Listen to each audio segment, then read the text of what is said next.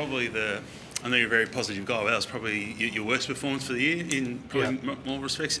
At this time of year, how concerning is the trajectory that your team's going at the moment? Yeah, I apologise to our Magpie Army and our that's a disappointing performance. You can't sugarcoat that. We owe Steele Sidebottom way more than that too. Like, he's a legend of the footy club. We're hurting. That one really hurt. Just a lack of system, and then a lack of fight. Lack of effort. Sometimes at the same time, which leaves us really vulnerable. And anyone that's watched us over the last few years would say, they're basically, they're glued together by a system, and then you have great effort, and then we're okay. But not tonight. What do you put down to? Because probably your last 6 quarters, if you go back to the Brisbane half-time of the Brisbane game, it's probably since that point it's just gone downhill, hasn't it, a bit? Yeah. No, I'll just deal in this game. Let's just stay here. Yeah. We just had some really poor efforts at times. The aerial on the goal line is just really poor. Look, this is the reality of what we've got right now. Like I've always said to our players, nothing's permanent. Nothing's permanent. Only if we want it to be. But we'll be judged on the full term, I'd like to think. But right now, we've got to get our system back in check, because it didn't really matter who played, and magnet, move that part, and the defence and all the other parts. But we've got to glue that back together. I know you said you don't look at system, so you don't look at form from previous weeks, but that system that you spoke about tonight, was that something new? Was that something you saw for the first time for a long time tonight? Well, I think for a long time I don't recall us having that poor of connection in the way we move the ball and in the way we defend the ground. Credit to Hawthorn, they were always going to challenge us in major parts of the game. It doesn't matter who you play this time of year. You're playing top 8 teams or more, that you give them a chance to play to their strengths. You're going to get hurt, and we got hurt really bad. What impact did losing Howe have, do you think? What impact did losing Howe? I just don't want to make excuses. It rocked us. It did, but it was right in front of us. It rocked us, and it rocked some of our staff. It was. But I don't want excuses, But we hope he's okay. I hope his family's okay too. Those things aren't great when you're watching live, and hope you're okay, buddy. What is the initial? Is he all right? Or? I'm not sure. My understanding he's going to get scans, but I don't know yet. I can't comment on that. I guess for the third time in 4 weeks now, without Jeremy down there, the backlines look really disorganised and under the pump. That must be just very concerning, doesn't it? Yeah, it is. But there's some 3 guys flying at the one ball, spalling at the same time is not system. And we've worked on that all pre-season.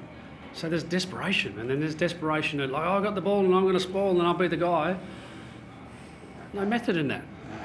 And poor Darcy Cameron's sitting under the ball, and everyone's letting man fly and take mark of the year in his head. That's not system. So those things we can fix. The effort stuff is. I'd like to think that's an anomaly. That hasn't been there for us in that regard for. I can't remember when we had maybe around 0 when we were old and slow. Yeah. Why did you start Nick Daicos on the bench? Because everyone starts on the bench in our team, and no one's bigger than an individual.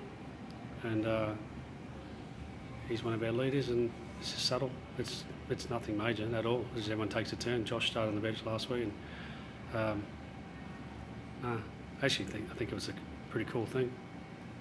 He looked like he was getting some treatment to his neck. Is there any injury there? No, my short medical meeting says that everyone's okay at the moment, but we'll have to wait and see. Yes, mate.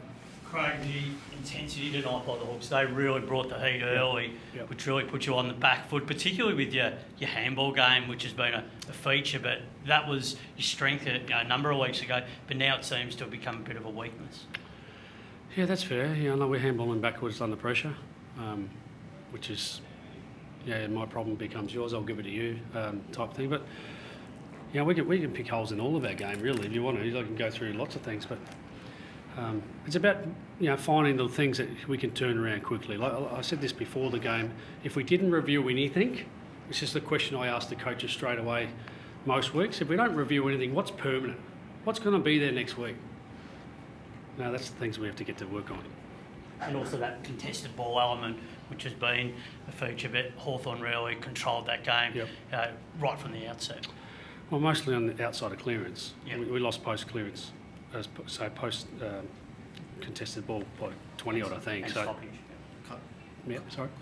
Collingwood only had 42 tackles for the game, Yeah. in a game where you went down by 64 points. No, well, that What do you comes to put- the what do you effort put thing. that You know, down like you're 114,000 members. You expect a certain amount of effort, and we didn't have it. So you get disappointed with that. And our tackle pressures, but that's because we get bodies in the wrong position, and then we don't move the ball inside 50 well and don't connect. And then there's more than just one layer to pressure, but that's certainly something we'll dial into.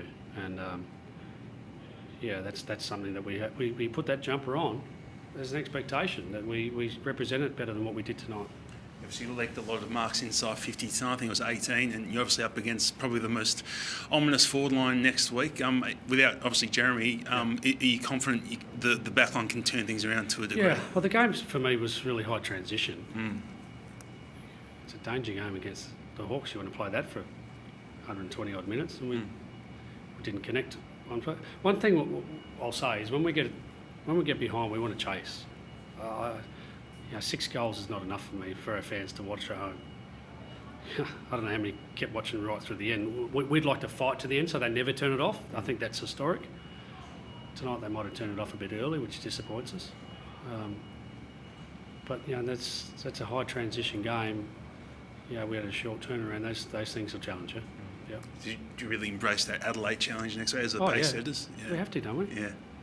Judge us on the full term and judge us on our response. And that's that'll create a headline. But bring it on. We've got to turn up. Not just because we're going to Adelaide and who we play. It's just because that's what we want to do. We want to be a team that turns up every week. Nothing's permanent. Nothing's permanent. And I've never believed in form, and I've never believed in confidence, because my next action will be the one that decides if I'm confident or form-wise. So we coach that hard, but we've got to glue our system back together, and we've got a full week to do that. And 19 to 20 100 game players, they know how to play their role, so we've got to glue them back together quickly. How do you explain some of the way players are playing, and if you don't believe in confidence or form? I mean, from an external point of view, you think it must be confidence, given the form? See, confidence is an outcome. Form's an outcome. We live in process. You judge us on outcomes, we judge ourselves on process. So you come to a stoppage and you're out of the position, we go, hey, come on, what are you doing in that position? So you start to think more than do. And then we have systems in place where you go, hey, you're out of position, hey, come over here, mate, I need you there. So then when you go quiet, you go internal. So we do process. So we come back to minute and seconds. So we lost a few minutes and seconds tonight, but we've got to stay present to that. When you start to think outcome and expectation, then you're not doing. You're thinking. We want them to play. So we're confident we can turn those things around. Do you think they're starting? Do you think they're drifting into outcome? No doubt. Yeah. You can see it. And I call it out when I see it. No doubt. So we've got to live in process, and we're going to get better every day, and we turn up on Monday this week with a big smile on the face, and let's get better, as we have done for a number of years now. How much does the system you're talking about, but not being that, how much does that relate to all those many unforced errors made by such senior players? Are they linked in a way as well? Oh, I start to ask the same question. Like you see some incredibly experienced guys making unforeseen skill errors, but then again, I think they're overthinking potentially at times. So we've got to get out of their way to allow them to flow. And decisions can be made. Like if I've got the ball in hand and the ground doesn't look like who am I going to kick it to? Then you second guess yourself too. But then not give enough credit to Hawthorn either. Their pressure and their way they play the game. This is a tough game to play. We've got to back our system in. It served us well. And under pressure, under adversity, go back to what you know and go do your job. And it's up to me to glue them together and our coaches to glue them together and take responsibility for what we did tonight. said when you go quiet, you get internal and you get into your head. So what can you do to sort of change that mindset within a week? I mean, So easy. Like if you're quiet, talk. That's like 15 years of doing development. Players that tell me when they're out of form and out of confidence, I go, well, what do you do when when you have confidence and have form? Just do that. Well, I'm quiet when I've got no confidence. Well, be loud. I don't go for my marks. Well, go for your marks. You know, I tackle when I've got confidence. Tackle. See their actions, not thoughts. It's right in front of us. Right in front of us. Do you remain supremely confident of what this season can achieve for this team? Yeah, I do, because we've got trust. And but again, we'll be judged on the full length of that. We won't live in outcome. We're going to live in process, minute by minute, and there's still lots of minutes left as far as I'm aware, and we'll make the most of those. Cool, thanks.